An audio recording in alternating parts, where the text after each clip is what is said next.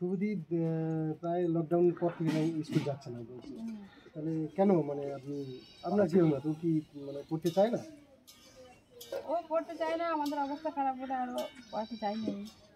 অবস্থা খারাপ হলো মানে আর্থিক অবস্থা খারাপ, আর্থিক অবস্থার কারণে জন্য তো মানে পড়াশোনা তো থেমে থাকতে পারে না।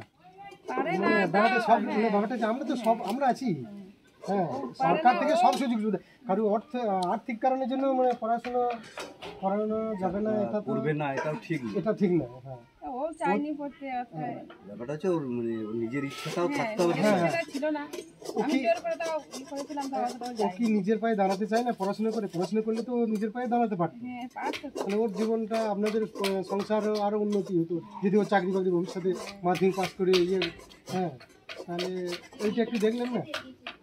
চেষ্টা করেছি। আর আপনারা কোন কাজ? আমরা শিডিউল কাস্ট। শিডিউল কাজটা তো মানে চাকরির বিশাল কথা আছে।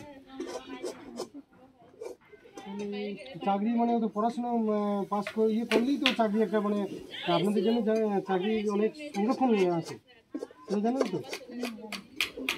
তাহলে এখন কি ভাবছেন আরেকবার, মানে ফাইনাল বলুন যে আপনি কি আর ছেলেকে পাঠাবেন না পাঠাবেন না?